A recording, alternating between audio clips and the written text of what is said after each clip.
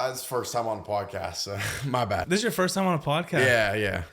Right. I broke the cherry. Yeah, I broke the cherry, bro. Hey, that's like, we got a special bond now. Yeah, for sure. First time. You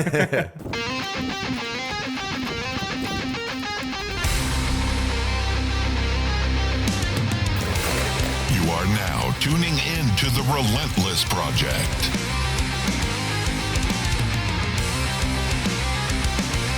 Real people, real stories, real life.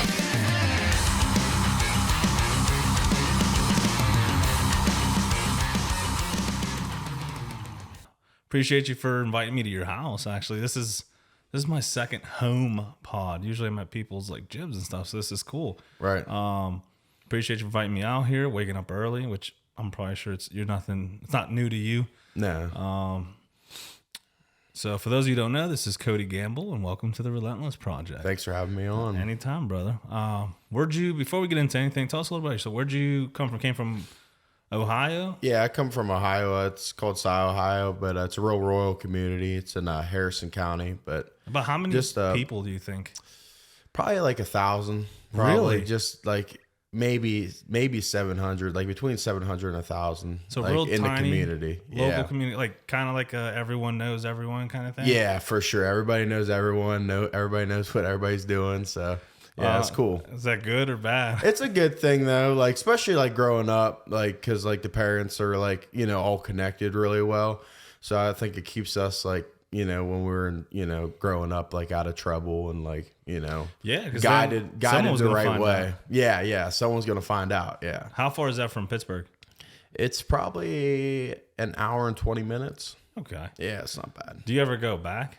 Yeah, I go back a good bit. I probably go back. I try to go back like once a month because I'm pretty close to my family. So I go back for like 2 days or whatever. But when I'm in like that, like right now, I've been like so busy since the first of the year with competing. So it's been hard for me to make it back though. But do they follow you online and stuff to see everything you're doing? yeah, actually, they went out to Vegas like when I just did trials a few weeks ago. So From Ohio to Vegas. to Vegas, yeah. Was that your first time in Vegas? Yeah, it was my first time. How was it?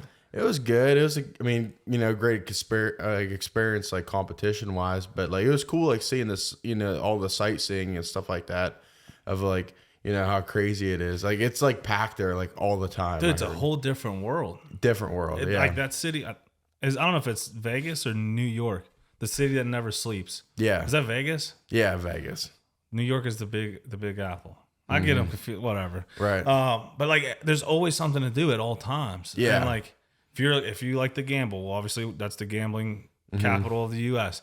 If you like to sightsee, like nature, right? You're in the desert. There's so many things. Yeah. Yeah. Like you said, you went to see the Hoover Dam. The Hoover Dam. That was cool. Like it's crazy. Like that was man made. Like it's like so incredible. Like I suggest like everybody to go check that out because you're like when you look at it like with your own eyes, like when you're there, you're like, how did someone make this? Like this is incredible. Dude, I think about that stuff with like, especially now in the news, all the shit happening with bridges. Yeah. Like how the fuck do you make a bridge in the middle of the water? Right.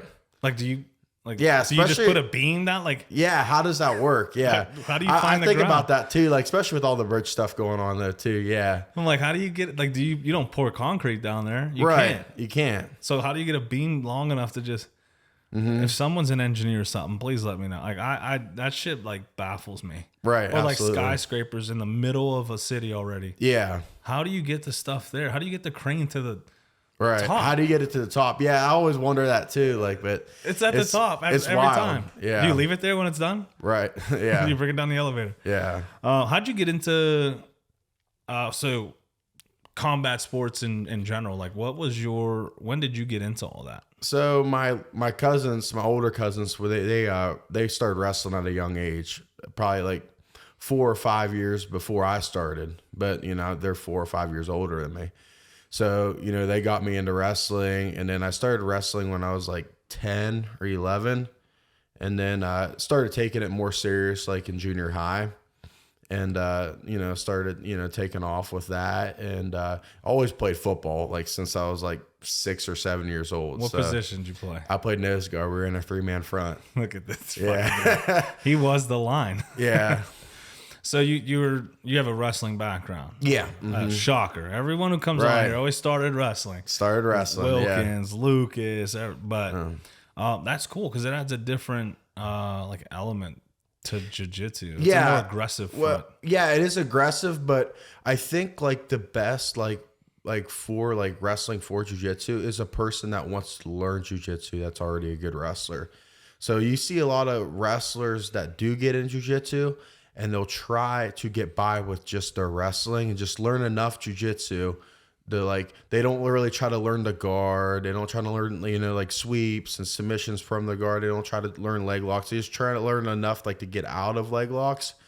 And like, it's just like really good to dive. If you want to learn, you gotta learn jiu-jitsu like you learned wrestling, Like I think a lot of guys screw up on that. They're like, I'm already a good wrestler. I just need to learn enough jiu-jitsu like just to stay on top and like win and get by. Get by. That's not the right mentality, especially if you want to compete at a super high level.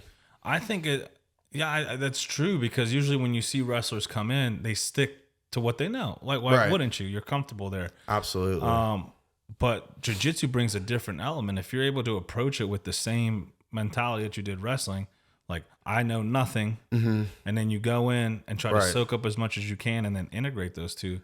Yeah. You become like, look at, not to be biased, but Mike Wilkins. Yeah. Like that's the first dude I think of like heavy wrestling and then also very technical in jiu-jitsu. Right. I mean, he meshes those two. He does no gi and gi. Yeah. So. Isaac was both too. Like I think he's in the Hall of Fame now for his college and heavy wrestler, master jiu-jitsu. Yeah. And then when you hear these names of these people, you're like, oh, no wonder their names resonate in this area. Yeah, absolutely. They're able to tailor that. Another thing you do is like, and this is where I struggle with because I love lifting. Like it is my priority. Fortunately or unfortunately, depending on how you look at it. But you're also big into strength training, right? Yeah, really big into strength training. Not like training for jiu-jitsu, but just strength training. Well, or do you do yeah, both? I mean, like it's all like evolved around like, if it's going to make me stronger, like in the practice room, on the competition mats, or, in the cage or whatever, like whatever I'm competing in. So like I do base it on that, but I've had a lot of strength conditioning coaches over the years, like a lot of like from high school when I started lifting, well, like high school, junior high when I started lifting to, now like as a, kind of like, professional athlete in jiu-jitsu. So, I mean, I've had about 4 or 5, but like I've kind of like soaked up like all their knowledge, and I kind of like I do my own strength and conditioning like program now, and I feel like how I mesh them together like it just works very well for me. So I would say, you're built like a brick shit house, bro. Yeah, like it's so funny because when I roll with you, it was like I know what people feel like when they roll with me now. Yeah. It's fucking, I hate it. Right. Yeah. Like, I mean, it's good grips. Yeah.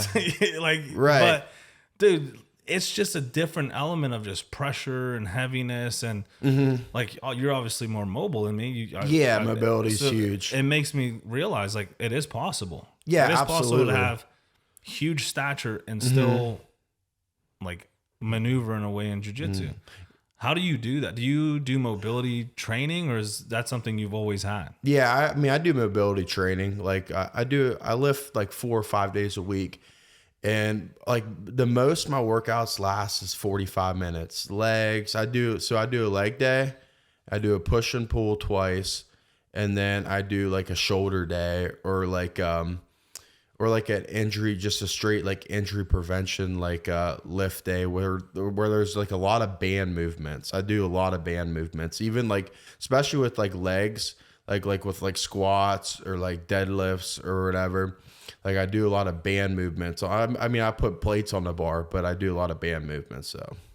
Oh, that's interesting. I always see that, but I've never really applied that. Yeah. It's really good for your explosiveness. And I feel like the band movement, especially like on leg day, So like your legs, you know, like you're pushing out on the band. Like sometimes, like when you're like when you're squatting, or So your resistance is starting to increase. yeah, Like instead of a bar where it's that fixed resistance, the tension continues to increase. yeah, yeah. When you're going on your way up, Yeah. yeah. And then as you're going down, it becomes it becomes less, you know. But like it makes you want to have like more control of like the stability like on the bar though. But like I feel like that's like why I've never had a knee injury ever. Like I mean, like I've like, you know, tweaked my knee, but I never had to have like, there's a lot of people like they've been wrestling since they've been like 10 years old like I have.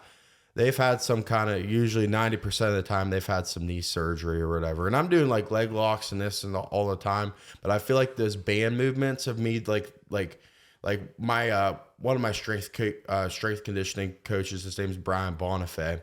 Like, you know, I still talk to him this day, good friend of mine. But he like says like when you squat, like you're like a corkscrew. So you're screwing your knee, like you're screwing your feet into the ground and you're pushing your knees out because you don't ever want your knees you never want your knees to cave in, you know, because that's really hard on your knees when you're squatting. But when you do that, and then you have that band tension, I feel like it just strengthens, like it gives you that, like it strengthens like them tendons or whatever. Yeah. That's interesting. So, I'm gonna have to look into that. Yeah. Because it makes sense. right. Yeah, every time I squat, I'm thinking what he used to tell me when I was a kid. Corks, like, you know, screw your feet in the ground like a corkscrew and like push your knees out and, you know, squat. What do you do for bench? Bench. Like, what is the small movements you're doing for benching? Because I had a conversation with someone about this a while ago, and like that mind muscle connection, right? Yeah. Everyone talks about that, but no one talks about it. Right. Does that make sense? Like they'll mention it, but no one really talks about what that means. Yeah. And I've read a lot of books, and like if you envision yourself like the people who flex in the mirror, like if you see that, like that has an effect on your muscle contractions and that mind muscle connection. So when I bench, I'm always thinking of little things like when you're grabbing the bar, squeezing the bar one tight, you're working your forearms and all those small muscles. And then I'm also like, even if you just go like this, your chest starts to engage. Right. So I'm doing that as I'm benching. I'm trying to bend the bar. Yeah, and I think that's really good. Like when you try to like tuck your elbows in, because like you're gonna do that like in jiu-jitsu. Like when you're wanna playing stay close. if you're in a bad situation, you have to, you know, get your frames in.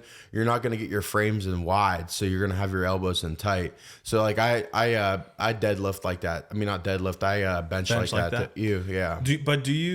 Do you also bend the bar in, or because I've told this to when I was doing some coaching, and I was like, you know, keep your elbows in, and it's bad communication on my part because when I'm thinking keep your elbows in, I'm thinking squeeze the bar, have you know, stay in line, elbows tucked, and that's how your chest gets engaged, right? And then I would see these kids, and they would just bring their elbows in, but then have their wrist out, and I'm like, you're breaking that chain of connection, of connection. Yeah. And then I started to think about better ways to explain it, and I noticed a lot of people don't do that. When I talk to people when they bench, they literally just get under the bar and just try to push. Right. I'm like, that's why your bench isn't going up. No. You're breaking that chain. There's no like you're losing a lot of your strength through the push.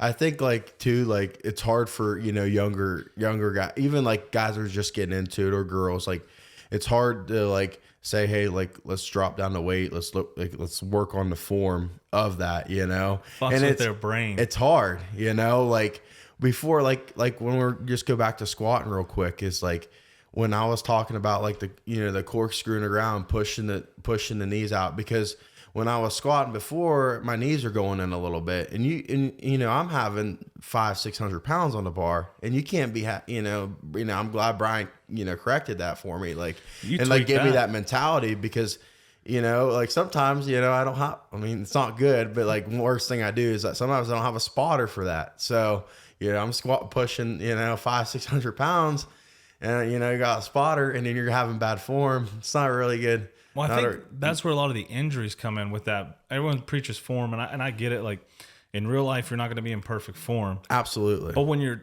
you're training something like that, Mm-hmm. you're trying to build. So that form is important because you're mitigating injury. That's the most important thing, is mitigating injury. If your knees continue to buckle, that's where you start getting those little tweaks. You know? And then you go to the practice room and you're doing whatever, and then you tweak it even more because there's already stress on whatever that you tweaked in the weight room. And that's like the biggest thing for athletes. I've seen no, I've never worked, honestly. I've got really fortunate. I've never really worked with a bad strength conditioning coach. Like, I feel like every strength conditioning coach, Mike Molinaro, Brian Bonifay, and then Pete Messer, like I had in high school, I feel like all those guys, like even like watching like guys like I've never worked with before, like Phil DeRue out of ATT and stuff like that. Those guys are like right there with like the best guys in the world, you know, and they're like, just like, you know, Mike's Molinaro doing his thing in Newcastle, and Brian Bonifay back home, like in Yerkesville, Ohio, he's doing his thing at Barbells.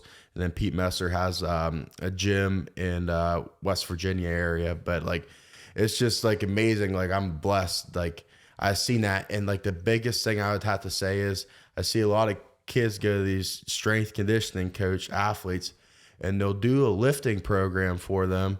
They'll get stronger, but they'll go in the, you know, practice room, and they'll get injured in the practice room.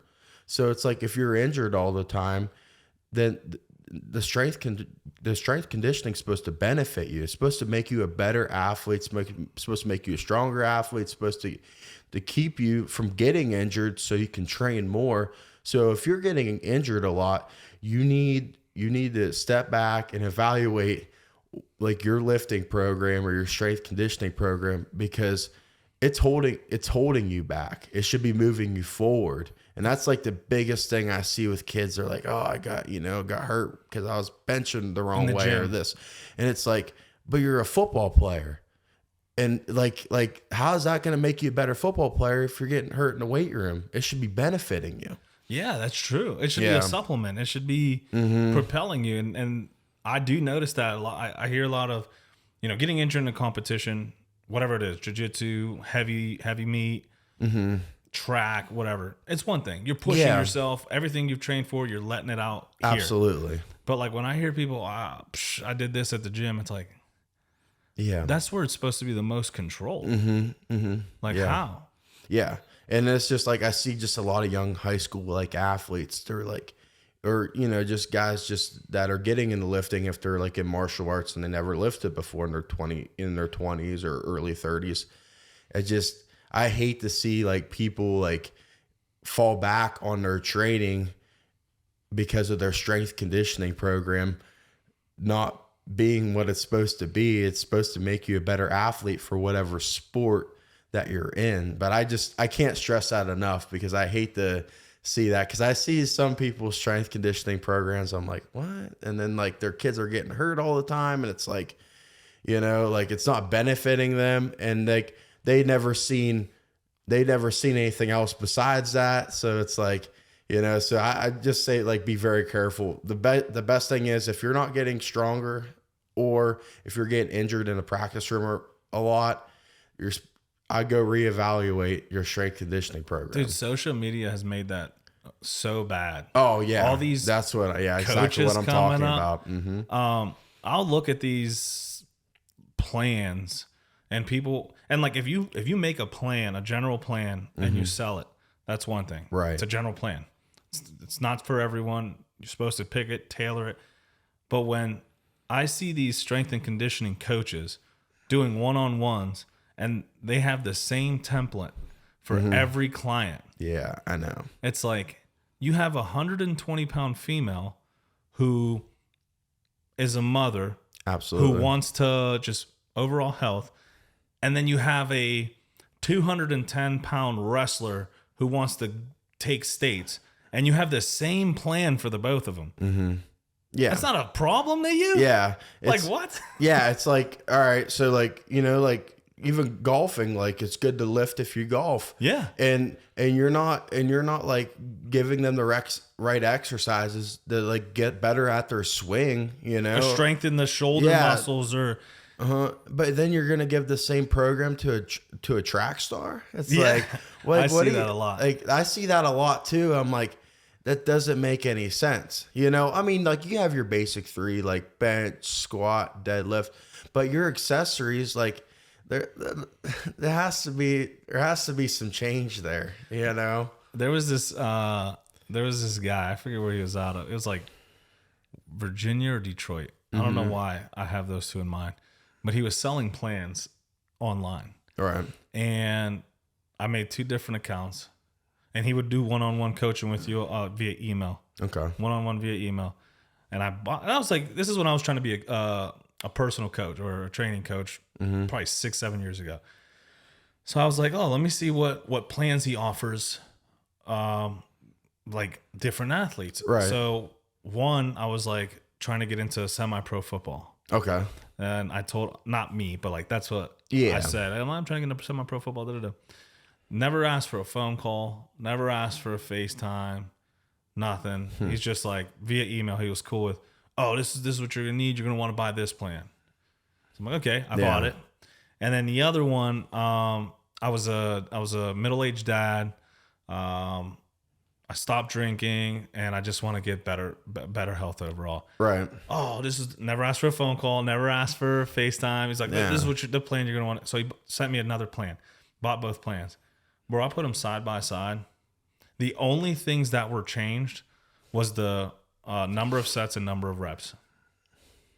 That was Isn't it. that something? Everything else was the same. And Yeah. I'm talking from he had bench, deadlift for a dad who's never lifted before. Like deadlift is an exercise that can make or break you. Yeah, Like if you don't have the absolutely. perfect form, and there was nothing stressed about that. It was just like deadlift here, which told me like one was I've been around the gym, I have experience, I need that extra and the other one was, hey man, I don't know what I'm doing. That's why I'm hiring you. They were both the same, and I'm like, how this dude you're gonna hurt one dude. Like most people don't even know how to deadlift. Yeah. They just think the bar's on the ground, they pick it up. Pick it up. Yeah. And it's like, what are you emphasizing? Are you emphasizing a straight bar deadlift? Are you emphasizing a trap bar deadlift? But now, like, if I was a coach and, like, you know, I'd interact with my clients a lot better than that. But I'd be like, all right, this dad's, you know, wants to get stronger, you know, we're going to have him deadlift, but we're going to have him deadlift in a trap bar deadlift because it keeps you in that box. It helps you keep you in that box. I'm not going to have him straight bar deadlift. Well, I'm gonna have yeah, them, you can ruin their whole chain, their whole spine. and like, you know, you've trap barred before. I'm, you know, I like 100% positive. I actually prefer. I prefer that too. I prefer that. Honestly, I don't prefer straight bar deadlift for athletes. Honestly, for any athlete, I do not prefer unless you're a power lifter, obviously. That's what I was But, gonna like, say. Like any athlete, track, wrestling, whatever, I prefer trap bar because it keeps you in that box and it gives you like, you know, that it feels like that, you know, that athletic, you know, instead of like, you know, with the straight bar. That's exactly what I was going to say. Unless in the you're box. training for that specific movement, I would avoid the straight bar. Yeah, I would too. We're gonna Yeah. get fucking canceled online. Blah, Yeah. blah. But I would like if you're not a strong man or you're not in those competitions, I would avoid it. Yeah. The risks don't outweigh the benefit. Absolutely. Yeah, that's exactly what I go back to.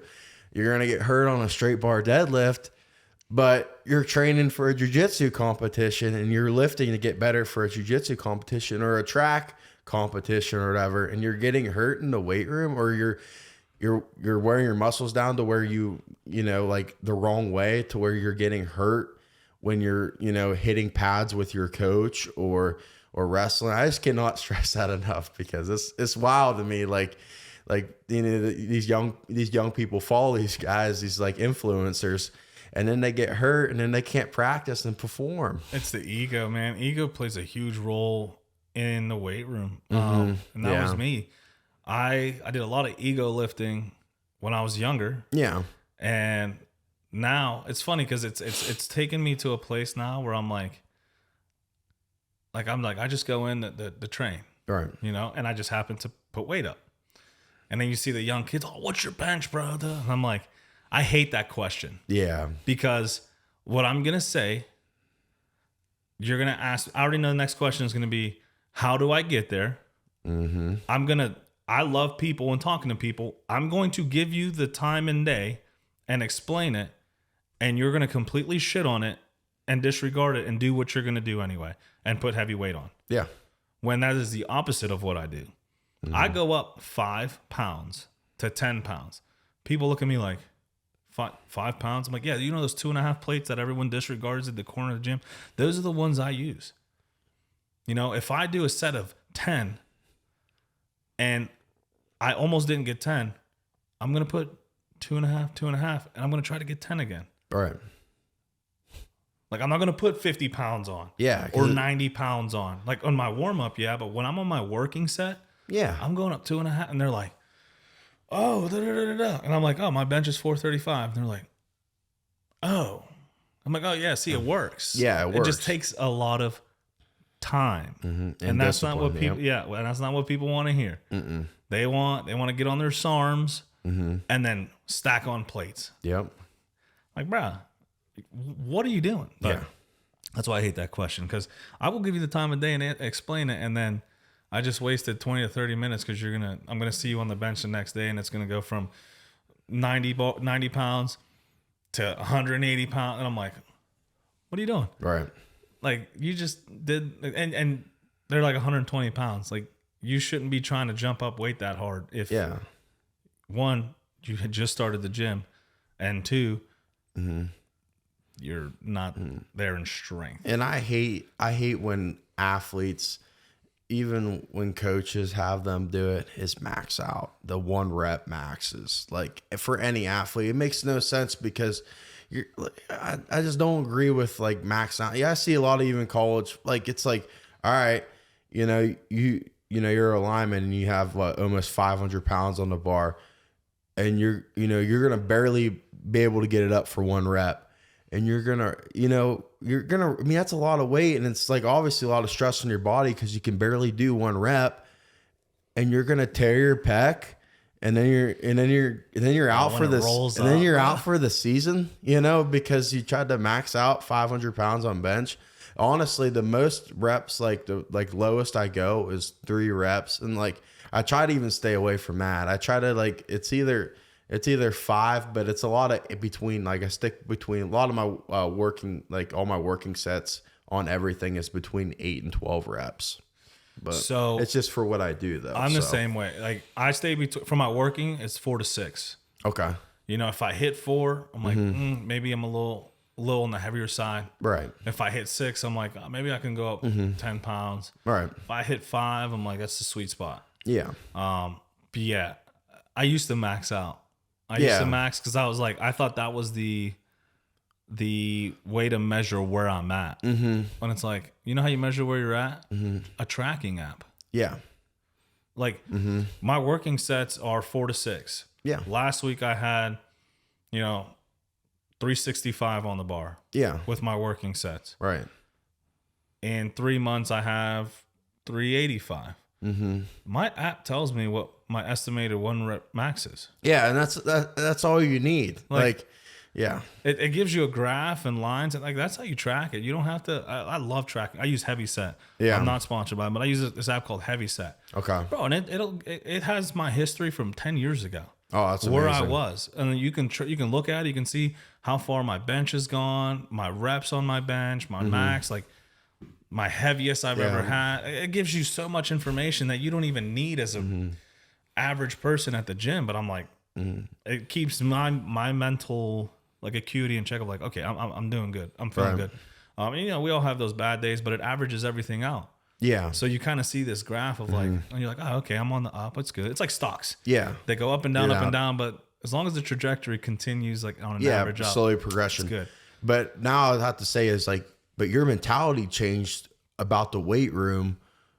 Like, if like 3 years ago before you started jiu-jitsu, you that's what you were focused on was, I'm guessing was lifting, was the 1 Heavy, max rep. hard, yeah. That's all you did.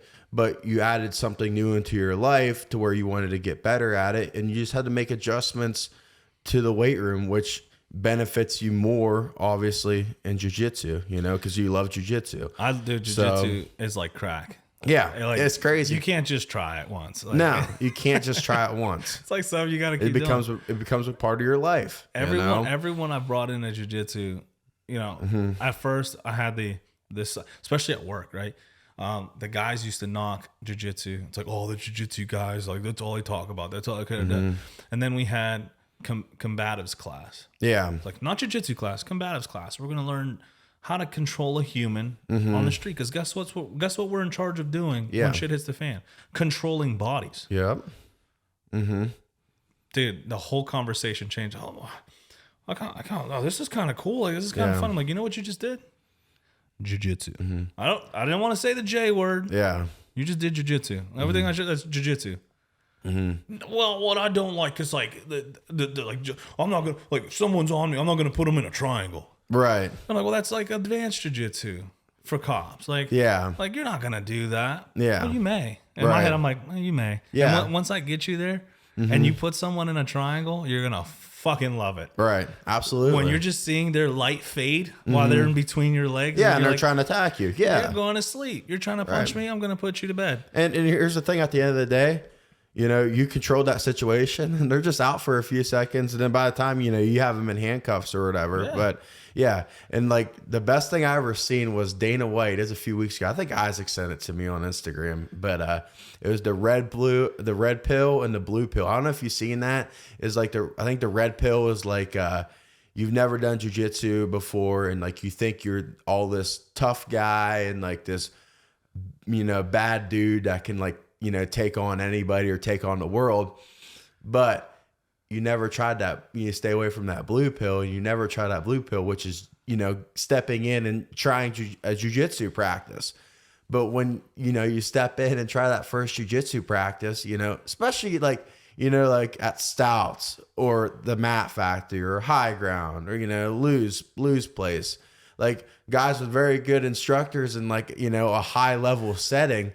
And, you know, you step in, you're like, man, I'm not that red pill of what I thought I was. Dude, that is so true. That is so true. Yeah. The more you learn, the more humble you become. Absolutely. I've told this story 1,000 times. My first day at Stout, I was about 225. I was a little more tight than I was now. Now I have had MMA and some jiu-jitsu training before, but never structured. I go in there and I'm like, okay, like I know this is gonna suck, but I should be able to hold my own. I got paired. Everyone got paired up, and there was this small girl, probably 100. I want to say 120 pounds. And it was no-gi, so I don't know what belt she was at this time. I'm like, I got paired with this girl, like, you know, bad mentality. Bad mentality. Yeah. Bro, she balled me up like it was her job. And then I made the mistake. I'm standing. She like latches on my back, and I'm like, she's trying to choke me. I'm like, oh, I know this. I stand up. I'm pulling her arm out, and then the other one comes. And now I'm tired. I'm like, why am I standing? Right. I get on my knees, and I'm like even more tired. Yeah. Next thing I'm like, dude, I was smoked. Yeah. I was smoked. Saved by the bell. She controlled me the entire time. Right. And she's probably barely sweating because she just understands. She understands jiu-jitsu. She understands where her weight's at. I'd like where her it to needs try to me be. now, though. I'd like her to try me now. It's been 3 years. This will not happen. No, but it's, it's a great equalizer. Right. And now when I go on the mat, I don't care if you're big or small. I'm like, I'm going to approach this. I'm going to feel them out. Yeah. Approach it. Yeah. Approach it. Like approach every match, or, you know, approach like every role. Like, you know, I feel like you should, like, you know, you know, with the same mentality, you know, because you don't know what they know. And like, you know, I mean, like in the practice room, it's different, you know, like, you know who the new guys are in your gym, you know who the, you know, advanced guys. So like the advanced guys, you know, you're going to have more of your competition rounds, but with the new guys, you know, you can help and guide them and help them learn jiu-jitsu. So where they're, you know, you have better practice partners where they're pushing you too. But you can also work, you know, that's what I hate the most. I see a lot of advanced guys they work the stuff that they're good at, you know, in jiu-jitsu on the new guys, you know. But like, if you like, that's where you're supposed to like try your new techniques at, and you can do that with the advanced guys too. But I just heard that from John Danaher, like I watch a lot of podcasts, but this is my first podcast I've been on. Look at that. Hey, yeah, how the turns have tabled. Right. Like that to say. But that's like the most important thing John stressed in one of the podcasts, Danaher, that you don't have to go with the guys that beat you up all the time or the guys that give you the really good rounds. He likes his guys to go with guys that are newer and like more fresh and a lot less skilled than, you know, his, you know, competition guys, because those guys can work the techniques that he's been showing them all week, you know, his, you know, whatever he has, the program he has that week of like, you know, they're going to go over, you know, offering a new look, a heel hook or whatever, you know. So yeah, no, that's why like you go to class and then like, all right, switch partners. You're like, but this is my boy. Like this, yeah. It's like you're comfortable with this person. You've always you guys kind of know each other. Absolutely. Now you have to go with someone new, and that whole uncomfortableness is back again because you're like, yeah, I don't know anything about this dude. Yeah. Is he gonna try to just come out of the gate? Or are we gonna gauge it? Like how so it's like good and it's bad. And when those coaches are like, all right, new partner, and you're like, fuck, I used to be me. And Lou mentioned something, and when I had him on, he's like, you know, doing hard things is if you go find a dude who you hate rolling with because of whatever reason, he's tough, he's hard, or you just can't get something, like pick him. Yeah. Because the more you do hard things, the better you're gonna get. Mm-hmm. The more you encounter resistance, the better you get. Right. You know, like that's why the Matt Factory to me, I was like, man, these dudes are fucking dogs. I got this shit, but it was good, bro. It was good. And then when I got the role, it was the brown belt. I didn't know he was a brown belt, but I forget his name. The last time I was there, he's like letting me. Or it was the black belt. I forget who it was. It might have been, I think you're talking about John. It might have been John. Last name. Oh, he's in trouble. No, I'm in trouble, yeah. No, but I think it was John. I'm rolling with him, and I'm like, I'd get something. I'm like, oh, okay, I got something. And then he'd take away. I'm like, oh, no, don't got it. And then later I find out he's a fucking black belt. I'm like, right. Do you know how much skill it takes to allow someone to get into a position like hard, like making them push themselves to get into this position and then defending yourself and putting them in a different, like that blows my mind. Yeah. Like even when I'm with new belts, I'm like hesitant on allowing them to get into a certain position because I'm like, what if I get injured? What if I get hurt? They're very sporadic. Right. So like for upper levels to be able to do that, it's impressive to me. And it goes to show how much discipline you have and how good you are overall. Absolutely. How do you manage your time? Because you have a full-time job. Yes, I do. You obviously train lifting. You obviously train jiu-jitsu. Yeah. And you MMA fight. Yeah, so MMA fight. You add that into the mix. How, like, what does a typical week look like for you? Or is there a typical week? So Sunday night, I write out my schedule for the week. But, you know, obviously it has to evolve around, you know, I got to be at work, but, you know, there's certain, you know, there's training sessions in the morning, training sessions in the evening, and like I got to add my lifting, my striking, and my jiu-jitsu in. So I train 14 times a week on a regular. Like last week, I trained like 4 or 5 times, and like I do that a few times a year after a hard camp because I just had trials. You know, I was jet lag and this, that. I had a bunch of traveling, but you know, I was putting a hard fight camp in. But I trained like 14 sessions a week, and 4 to 5 of them are lifting. Okay, and then my jiu-jitsu and striking. I do more grappling classes, and I do like 2 to 3 like straight like stand-up practices a week. Okay. You know. But this last camp from December to trials, I was doing straight jiu-jitsu though. It was straight jiu-jitsu, wrestling, you were getting ready for and trials. Lifting. Yeah, it just depends on what I'm doing, you know. And how I do it is, so I work a swing shift, which sadly I work a swing shift, but I'm a diesel mechanic. So I turn wrenches all day. How do you with those fucking paws you call hands, how do you get into the little spaces? Or is it not? Or do you do you work on big engines? They try to keep me away from the skid steers. Okay. They try to keep me away from the small stuff. Fun fact: I got told I used to work construction. Okay, I was kicked off the skid steer. All right, because we had the one with wheels. Okay, and I saw a video online where people would wheel it. Yeah, so I started trying to do that, and the fucking foreman of the job was like, "You're fucking done. Yeah. You're in the hole." So I held a shovel all summer because I tried to wheelie the skid steer. Right. But yeah, so you do that. Mm-hmm. So like this week, we're here. We're here this morning getting after it. I'm about to go get after it here later. But I work 3:30 to midnight this week, Monday through Friday. So what I do is I'll get up, typical morning. I'll eat. I'll stretch for about 20 minutes. And then I'll go to jiu-jitsu practice. I'm with Isaac or Matt Schaefer in the mornings between 10 and noon, 10 to 12:30. I come back here and I eat. I meal prep a little bit, get my lunchbox ready for work. I go to my buddy's place, which he just started jiu-jitsu about it's probably maybe he's probably pushing close to a year now of being in jiu-jitsu. But he has a really cool, we'll have to check it out sometime. It's called CBC. And Project One, Greg drops off supplements there, for people to buy there. Greg. But yeah, Greg's good dude. Greg's a dog. But yeah, so he has a really good, it's a hardcore, get after it gym, rustic look. It's something you would like. So you have to check it out sometime. CBC, I'm gonna have to check that out. Yeah, so it's right in Murraysville, Maroonville area. So that's where I work at, is Murraysville on William Penn. I work at Cleveland Brothers Caterpillar.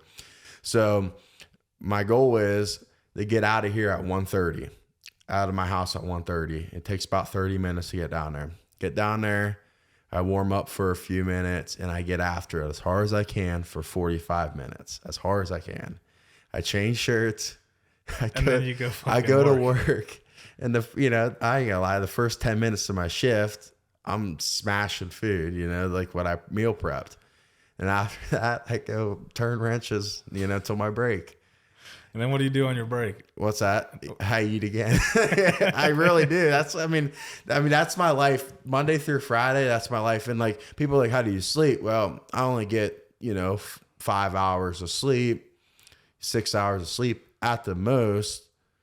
Sometimes it's 4.5 during the week. I know that's not good, but that's the sacrifice I have to make, because I have huge goals, obviously, become a world champion and other goals too in the sport of jiu-jitsu and stuff in MMA.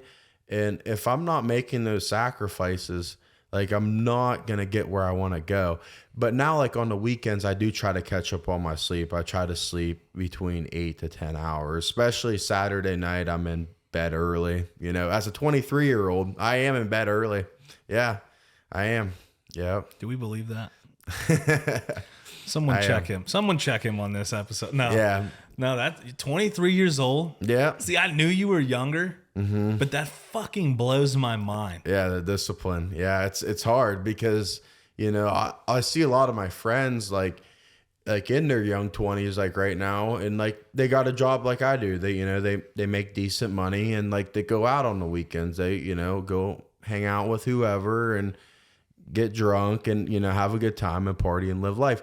But they're happy, they're good, but they don't have no serious goals. It's just I can't, it's our buddy, me and Isaac's buddy. It's from Texas. His name's Samson, but his quote is "Be savage, not average." I don't want to be average. So it's just just the way I am. And it's it's got to be a t-shirt. Yeah. Be savage. Be savage, not average. Yep. Oh, savage. I was thinking savage, like a play on words. Oh, no. Be savage, not average. And it Yeah. rhymes. Mm-hmm. No, it's so true. And it's I tell people, people, now that I started this podcast, people reach out how do you X? How do you X? How do you Yeah, because you X? got a lot of stuff going on too. And I do, because that's I cannot stay still. Mm-hmm. and I do sometimes, believe it or not, I'll watch a movie, like, but the whole time I'm watching this movie, I'm like, I could be working on this or working on that or researching this or researching that. Like, my mind is always going, and it's good and bad. Yeah. Like, it is, because sometimes I do just want to chill, Right. and hang out. But my mind's always like, how can I make this into something? How can I turn this into something? How can we benefit from this? How can we push on from so it's like my mind's always going, and like, by the end of the day, I'm like toasted, because I'm so mentally checked in and toned in at all times. Like, but that's like the goal I want for my life and where I envision my life.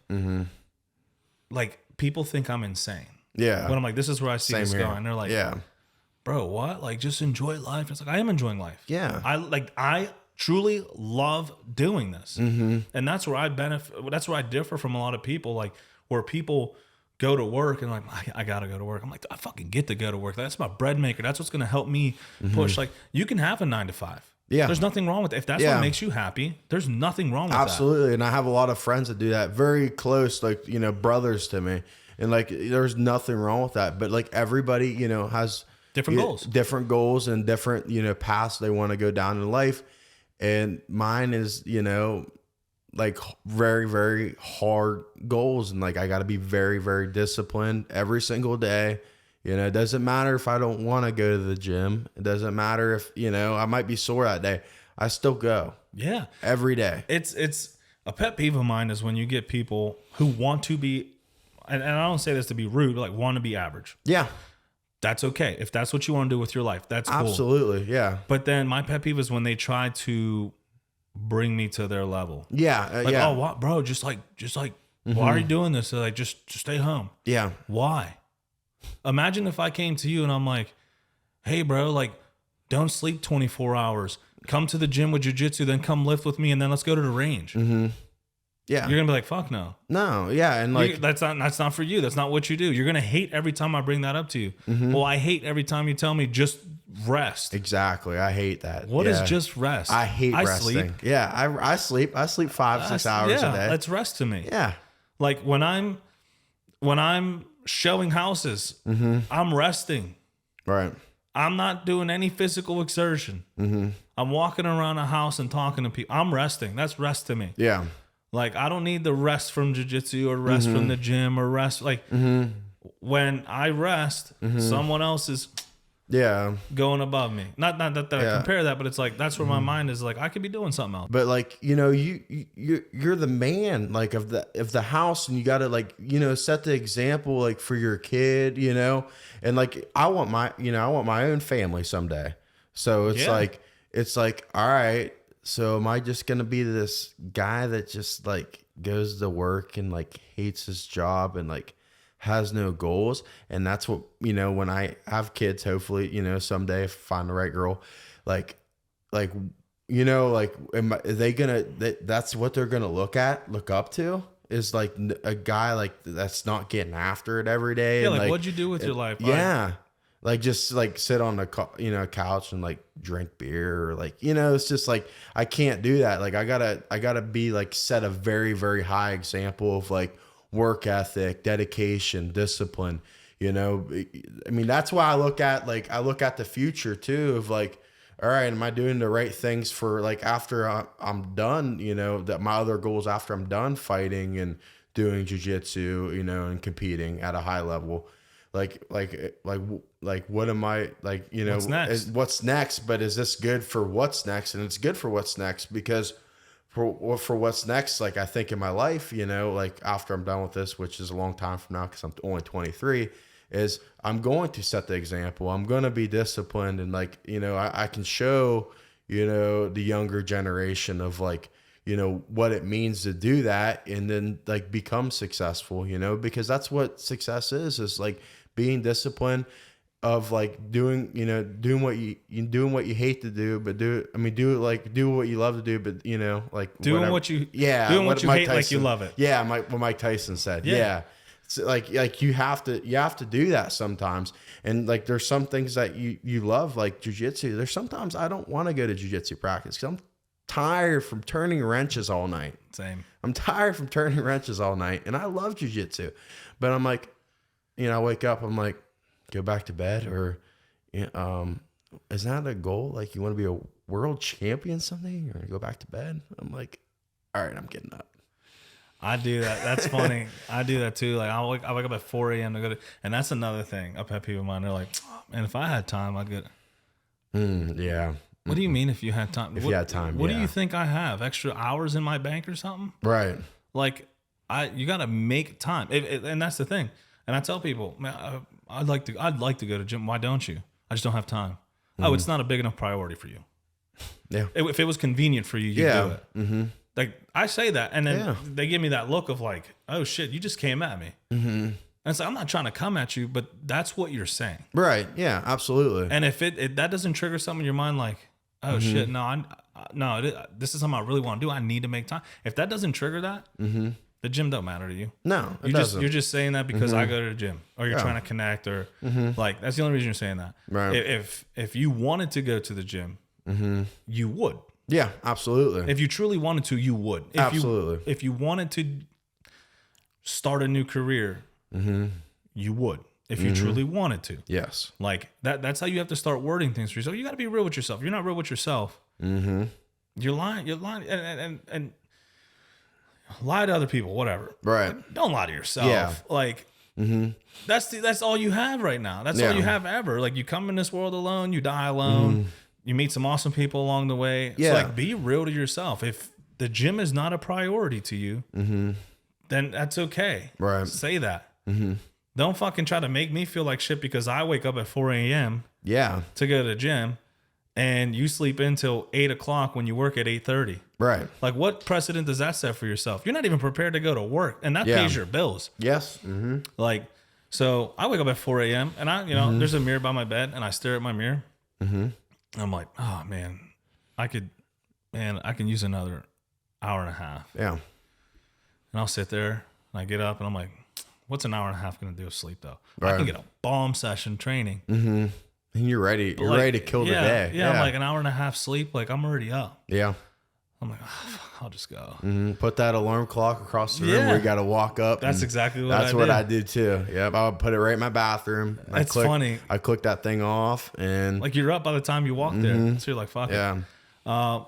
Then you go. And then after you're done at the gym, you're like, man, I'm glad I did this. Absolutely. But if you decide to sleep in and you wake up, you're like, man, that sleep, I could use more. That was nothing. Like, yeah. You never regret going to the gym. No, absolutely not. Like you're like, I went. I fucking did it. Even if it wasn't as crazy of a workout, it's like I got something because done. you got that successful like dopamine release in the gym. Like, you know what I'm saying? That's what it is. And like, you feel a form of success as you should because you just worked hard, the look of better, you look better, be healthy, You fulfilled your first promise to yourself, waking up and then going to the gym. That's 2 promises you just kept to yourself. Yeah. Then you go to work. Like, and I kind of actually, like, you bring that up. I kind of look at that now. I'm like thinking, well, I only lift on my day shift, which is next week. So I'll work 7 a.m. to 3:30 p.m. And I'll wake up at 4:30 in the morning to lift to have like more time, like to rest before grappling in the evening after work.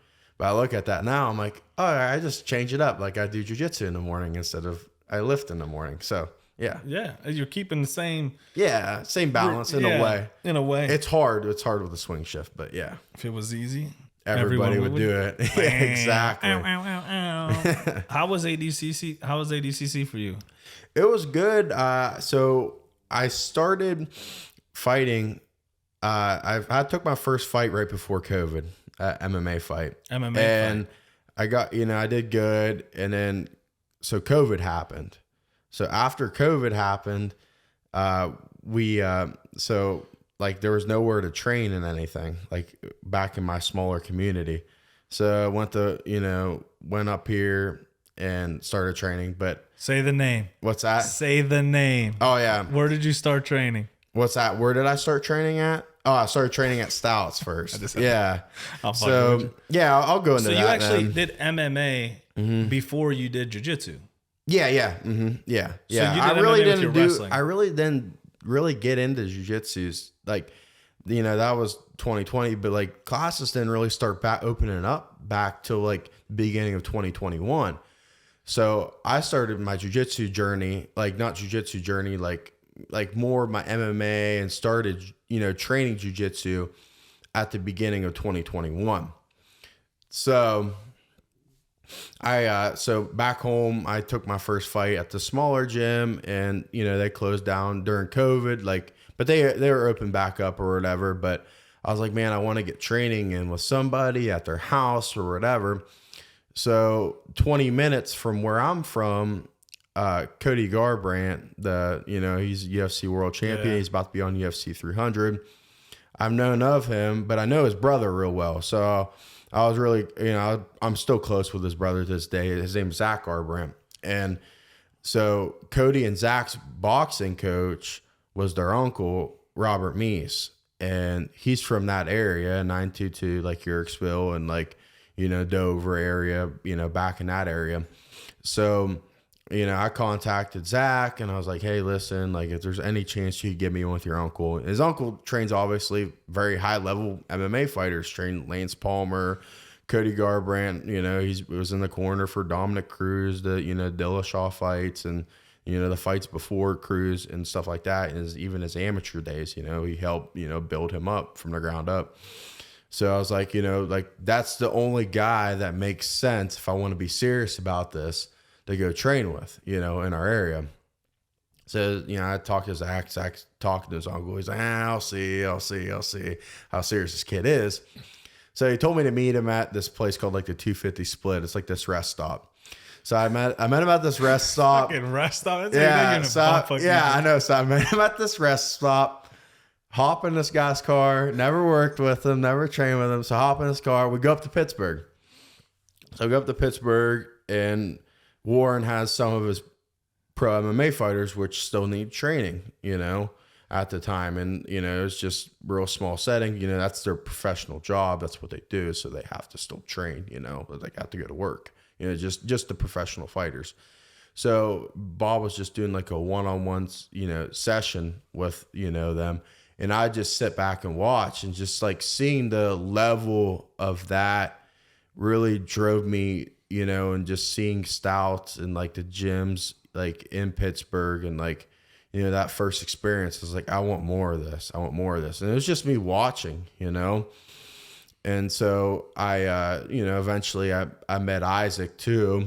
And started training at the factory full time, because Isaac's like, at the time, he's like, hey, I got an apartment upstairs, so you can just go up there and stay right above the gym. So I was up there for a while. Dude, that's a win-win. Yeah, so I was up there for a while. But but my first, so me and Bob's like, we sparred Saturday at Stouts the one Saturday when they started opening back up at the beginning of 2021. So we sparred at Stouts on Saturday at noon at the Strip District. And he's like, hey, let's go back up Sunday, because Isaac wants me to teach a few privates to his pro fighters. I was like, all right, we'll go up, Bob. And we go up and we train, and it's a Sunday at the factory. My first practice ever at the factory. I'm a tough wrestler, first jiu-jitsu practice ever. First full jiu-jitsu practice. So they're doing Shark Tank. It's Shark Tank Sunday. Dude. So it's me, this guy named DJ Sims, and Dempsey, and think Trent Zarco, and there's this other guy too. I don't know who else it was. And then I was just, every time I shot, they're no mercy. And I'm a big dude. Like, it was no taking it easy. It was just, ripping my neck here, ripping my arm here, ripping it there. And, tap, every minute that you're in there for that Shark Tank, like I'm tapping like every 10 seconds. At this point, like, I feel like I'm going to cry. Yeah, dude. And I'm like, and I thought, and like going back to the red pill and the blue pill, I thought I was like something. Well, you had wrestling, right? Yeah, I did it. So you're like, you had experience. Didn't help. Yeah, I didn't have no jiu-jitsu, so I was getting choked out and this and that. So it wasn't helping at all. And you're like, I'm a big guy. Yeah. How are you doing this? Yeah, and I'm a good folk style wrestler, So after we get done, Isaac's like, this is the first time meeting Isaac. And Isaac's like, oh, I'll go, I want to go with you.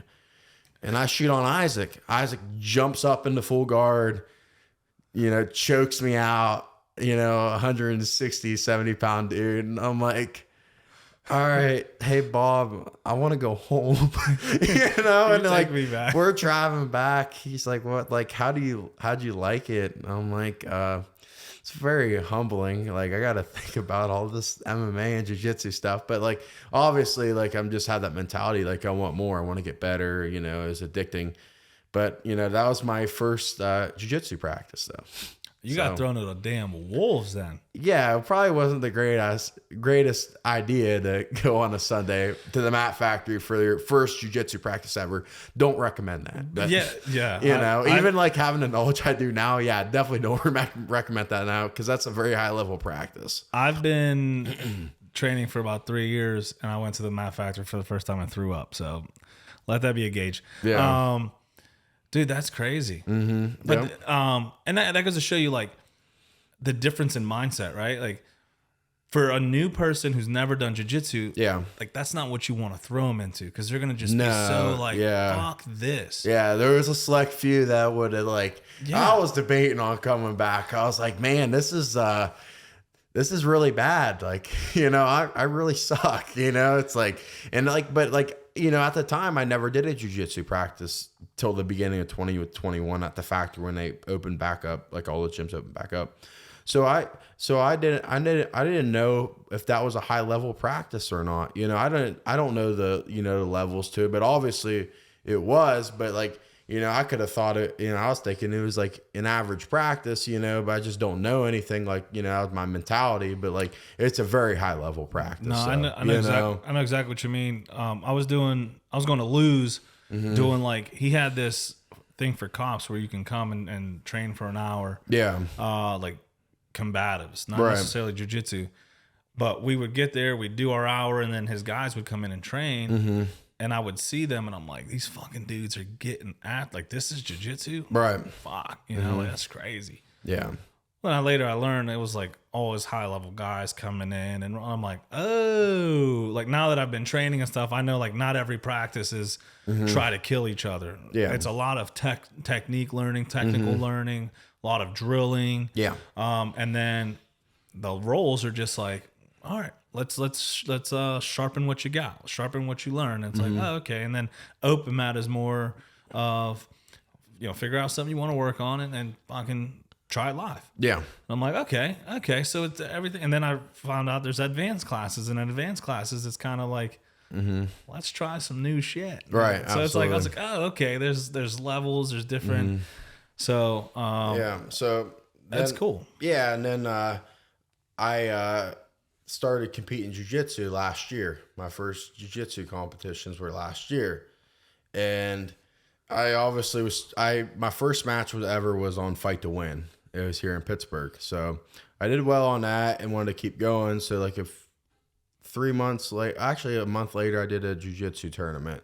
And then 2 months later, I did another jiu-jitsu tournament, local. It's at PBJJF or something like that. It's like a newer... IBJJF? No. Oh, PB? Yeah. It's a newer promotion. Yeah, it's not IBJJF. Okay.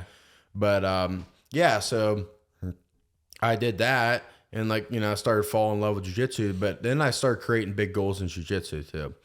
And then I did, I was doing my striking classes and jiu-jitsu and all of my training, like I wasn't just training jiu-jitsu and lifting for East Coast trials back in October. So I did really well at East Coast. I ended up placing top 8 at, getting, in the top 8, round of 8 at trials, and at the time, honestly, I didn't know how big, I didn't understand that was the Olympics of our sport. Yeah, I didn't realize. I mean, I had an idea. I knew it was very, it was, it was a big professional grappling. It's high level, the highest level like of jiu-jitsu. But I didn't realize like the names and this and that until like after, and I'm getting a bunch of like DMs how great I did and this and that. It's like, okay, like, and then I'm understanding now of like, that's the Olympics of our sport. So I was you like, just dove in. yeah. So I dove in and I was like, you know what? I'm going to put in a camp from, hard camp from December to West Coast trials, just this, a couple weeks ago. And I did good. I got to top 16, but think East Coast started at round like 98 or what was it, 98, something in the 90s, round 90 something. I made it to round 8. And then West Coast started at round 128 for my weight class, and then I made it to round 16. So I mean, but all these guys I'm going against been competing like since 2010, 2012. That's when I first started folk style wrestling. I was 10 or 12 years old back in 2010, 2012. I'm 23 now, but like, it's just like, I'm beating some of these guys and like, I'm making it, I'm, pushing closer and like, I'm getting better. So like, it's just, I just feel like everything's right in my training schedule. I'm improving every day.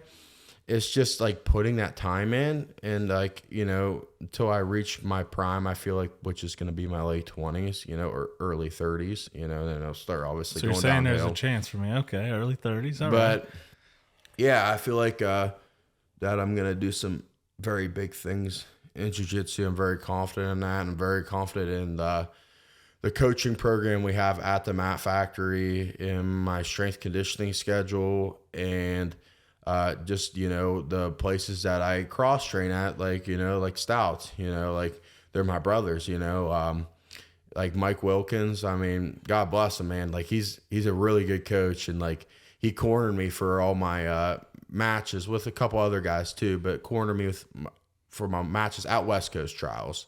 He cornered me. Yeah. And I could, everything he said, like I could hear it, and like, I was on point. Sometimes I'm a bullhead in there, but he told, but like he told me that, but like I know, but like, and I end up doing it, what he says to do. But like, he's a great coach, and I was very blessed to have him out there though, That's the beauty of the MMA scene in Pittsburgh. Mm-hmm. You train at Mat Factory. Yeah. I train at Stout. Yes. Last Sprawl, not this last one, but the one before that, you had a match. Yes. A super fight, I believe. And I think it was Isaac and Mike, like with you or something like that. And I'm like, that's so cool. Like how. Yeah, they might have. I honestly forget who cornered me. Mike might have. Mike. Yeah. Or it was Dempsey. I think it was Dempsey. Maybe it was Dempsey. Yeah. I think it was Dempsey. I mean, it makes sense either one. Yeah. But it's like, it's cool that, everyone, when it comes to competition day, it's like, all right, we're getting after it. Yeah, absolutely. And then when it's like time to train and better each other, there's no egos. There's none of that. Like, absolutely not. Yeah. A lot of people from Stout train at the Mat Factory. Yeah. A lot of people from the Mat Factory come I go to train at Stouts. I'm going to go train there probably this weekend. I'm probably going to go to that 9 a.m. class over in Maronville or whatever. Monroeville, yeah. Yeah, it's like, it's so cool to me how everyone's has taken it upon themselves to better each other. Yeah. When I did Warren, he was leaving the podcast to go help Mat Factory with Bo Nickel. Yeah. Like, yeah. And that's the thing. Like we're just trying to better each other, and like there's no ego there. It's just like, I feel like if I was in Isaac and Warren's like, mindset, I feel like their mindset is like Warren's like, I would not be where I'm at without the Mat Factory. And Isaac's probably like, I would not be where I'm at with the Mat Factory without Warren, because they started, I think they, like, from what I've heard from Isaac, they started like their gym at the same time. Yeah. Like they started training together, and they're very obviously very both, very world-class, like, background in grappling, and absolutely. and it's cool because Warren, they both wrestled in college and stuff like that. So like they have feel like they have like the same mindset and like, towards jiu-jitsu. So yeah, especially for competing, I feel like. And it's a cool, like, Pittsburgh is almost like a laboratory. Yes. With MMA, it's like, I got someone like you right? And they're like, we want to get him ready for ADCC. Yeah. Who can we give him? Well, Stout has this guy. Yeah. For Who practice. will give him a good look. Mm-hmm. One phone call. Mm-hmm. Yeah, where you want to do it? You want to do it at Stout? You want to do it at the Mount Factory? Right. And it's done. And not what's happening during that camp. That's why I went down to Marineville. I forget. I'm terrible at names. I think his name's like Jake or something like that. But he's a bigger dude. He kind of remind me of when I went against that Big Dan from New Wave at East Coast Trials. You went against Big Dan? Yeah. Mm-hmm, yeah. I went against a couple pretty big names like in the sport. Dude, that's for my first year competing in jiu-jitsu. Like at East Coast Trials, that's who I lost to. I lost to him by heel hook like 2 minutes into the match. But I lost to him in the round of 8, and he obviously went and won East Coast Trials. But I lost to him. And then the next weekend, I versed Nicky Rod in a cage grappling match. Yeah. So, well, Nicky did not submit me though. So how did that go? I was there for that, but how was it for you? Because I'm sure you've heard of Nicky Rod, right? Yeah, I feel like I was confident, and like I feel like his mentality. I didn't think he could get me in a bad position. Obviously, he did, but my mentality too is like this guy can't sub me. He's not gonna sub me. And it is an 8-minute round. It's sub only. They didn't go over points or anything, but it was an expedition. But I felt really good against him, honestly. Like there's some things. Obviously, I got taken down, I got mounted, but it's dude's been doing this. But here's the thing. It's like they're like people are like mount escape and this and that, but it's like it's different. So like my first like the world class like Big Dan and Nicky Rod's obviously like in the top 10 or top 5 of 99 plus kilos in my weight class, and then probably some in the pound for pound rankings too on flow. So I never felt that before, and I'm feeling that back to back of like that level of where I want to be at in jiu-jitsu. So it's like, all right, I feel this back to back, but like, yeah, I know now what like I need to work on and like, and stuff like that. And it's like, maybe I need to go for different practice partners and like this live situation, this bad situation, and this to give me a better look, which I have been doing that, but like I learned a lot from them back to back weeks. But it's like, I did really good against Nicky Rod. Like I was like hand fighting with him, pressed him up against the cage and like was getting really good positions on me. I was getting really good positions on him. Like he tried to like pull guard like he does and like wrestle up into me and I shut it down. But he did on the feet where hand fighting, he got a slick takedown, but I shut down he takes a lot of people down from pulling guard and wrestling back up from the guard. And I shut that down and he didn't sub me. So, people are like, well, they're like, I did get stuck in his mount for 3 minutes straight, Dude, but he stalled a lot. So he trains for like 12 hours a day. Yeah. Every single day. Yeah. This is his job. But here's the thing people don't realize is like, all right, so that's an ADCC rule set. And he's sitting there stalling because he doesn't want me to get back up to my feet because he feels like if he tries to go for a submission, why I'm trying to shrimp out and get back up to my feet. That's his mentality. I'm guessing when I look back at the match, but those are negative points when you're sitting there stalling. So, it could have went, if in an ADCC rule set, it might've went my way. But like, because you have to have constant action. Yeah. I get it. Yeah. I need to work on shrimping out better to get out of mount, of course. But it's like, give me a break. Like, that's like, in a way, like, I know I need to get better at that. But like, I mean, like I had a lot of DMs of like after I posted that reel of me, like doing really well with him, like my highlight reel, he's like, me getting really good situations and stuff like that. You don't even understand like how much DMs I got of, you need to work on escaping the mount.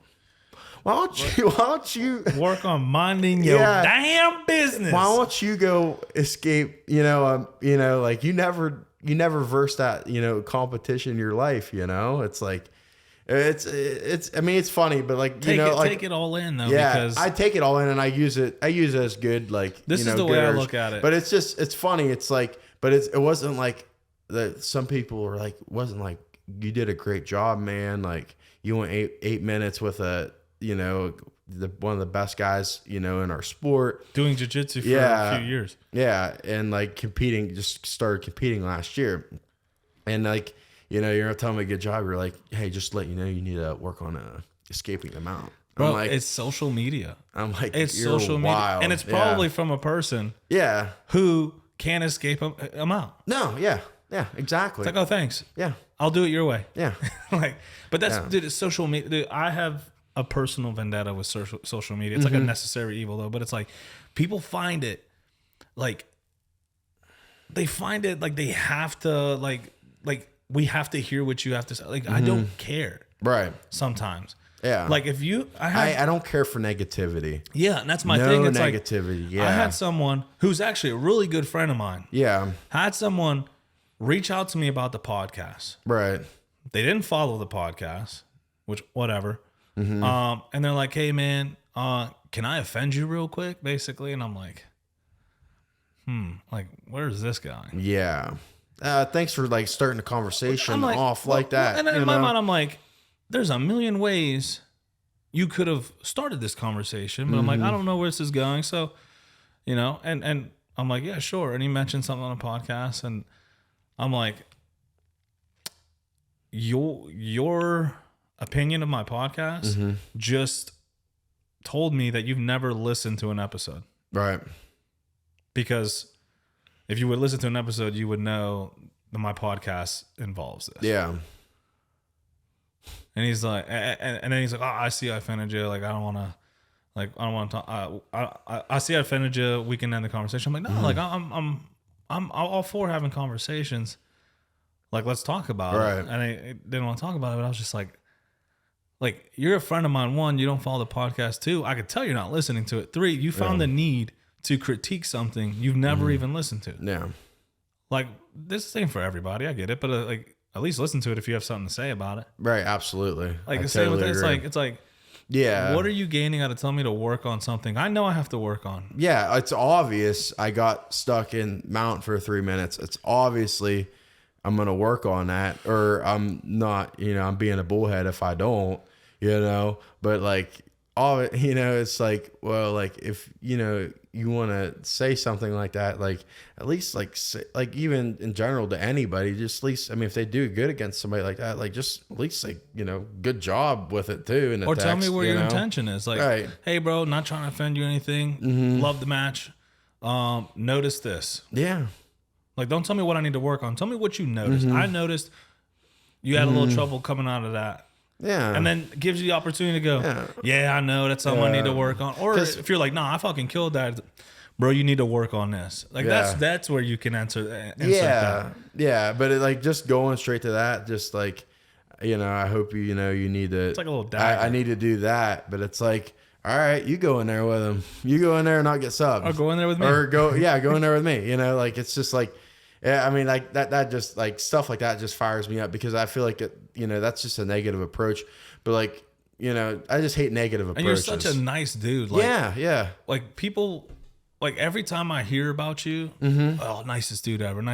Yeah. But you look at you, big scary looking dude. I know. Yeah. And it's like, and then I go to train with you and you don't smash me. No, I'm like, oh, this dude's fucking cool. He's actually like working with me. Yeah, like that's a thing. Like people, like I, like even the new guys, like they'll start getting comfortable a little bit, and like they'll come over and roll with me. Like I'm talking like 145-pound guys. They'll come up and roll with me because they know that they're safe with me.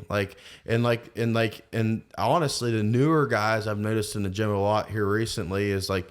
They enjoy rolling with me. Like, the other dudes like my size, his name's Brandon Kane, but like he's getting a lot better, but like, I'm not a teacher. So I'm a competitor right now. So I'm at that stage in my life, like where like I'm a competitor. I feel like I can't be both right now. No, that's but cool. If you want to, if I feel like, you're you want to compete, or like, you know, like you're very serious about learning jiu-jitsu, like, and you're a very intense person, like, I guess like how Brandon is, like I want to build you up to where I feel like that's my duty at the factory. Like I feel like part of my duty is like, if there's a bigger guy in there, like a heavyweight that's new, that's willing to grind and like giving good looks and like just going hard and tough like him, like a guy like that comes in, that's my responsibility at the factory for, you know, being our heavyweight, you know, grappler,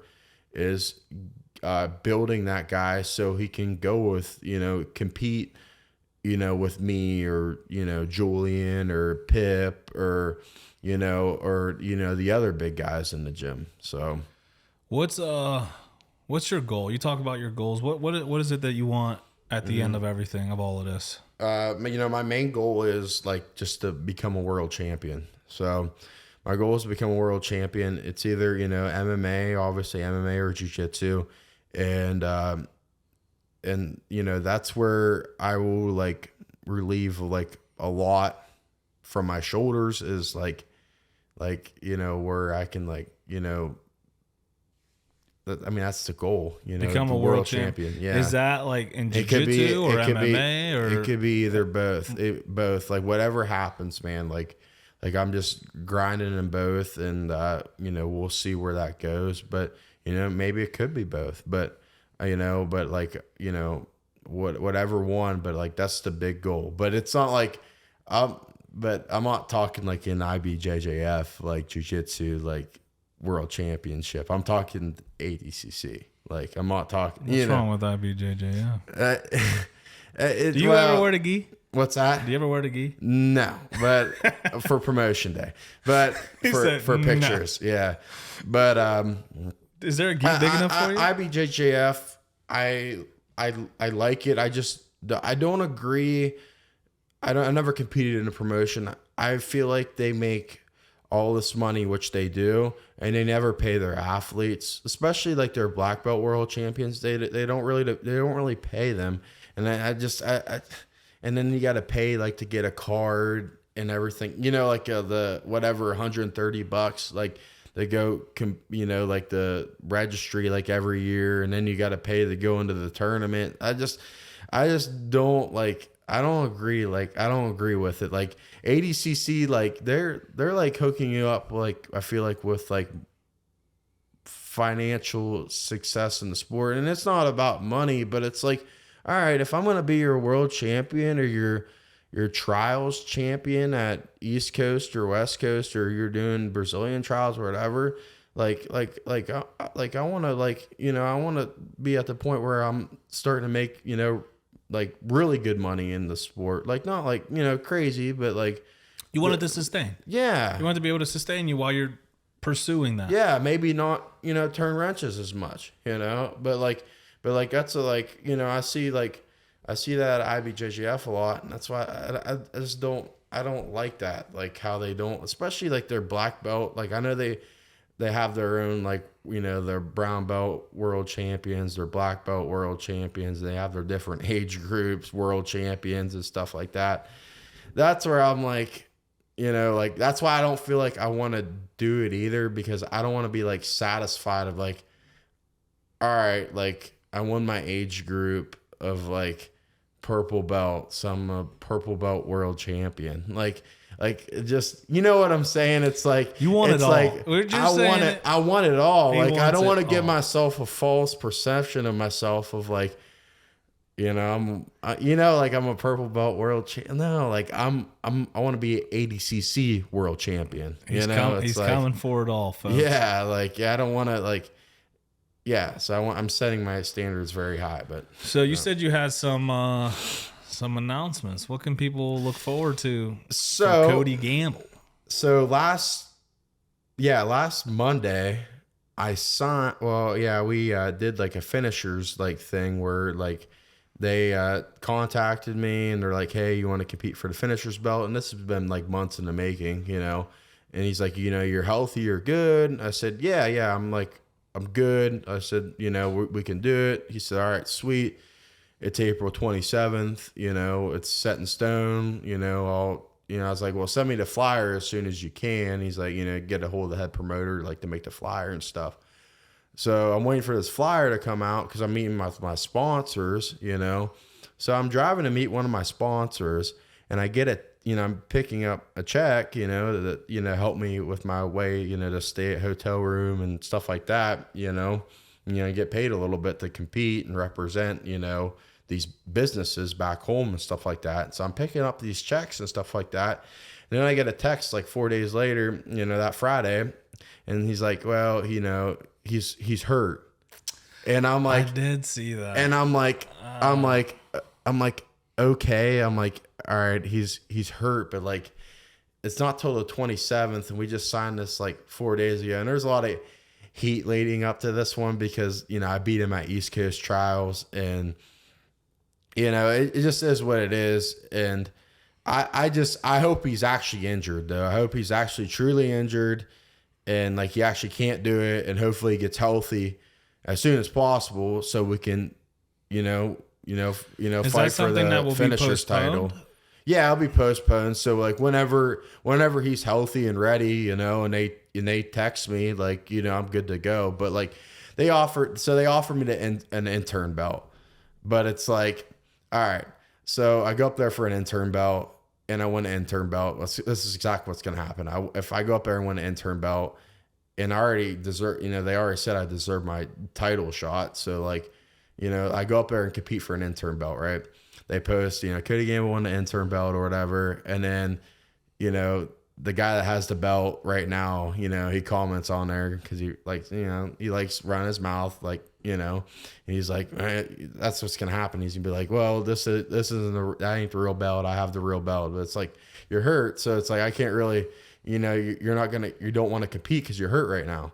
So it's like, I'm not going to like, and that's just going to fire me up. Just so I'm reply. Like, yeah, I'll take that too. Yeah. So like, yeah, I know. So I'm like, I ain't worried about the intern belt because it's not like the UFC, like, or like something like crazy, like where you're or one championship or like no, like nothing crazy, like where you're tied down to one promotion. Like I'm going, like I'm competing all the time. I'm competing the 19th for 247, so I could still. I'm competing all the time and getting better. So it's like whenever he's ready to go and he's healthy, we can do it.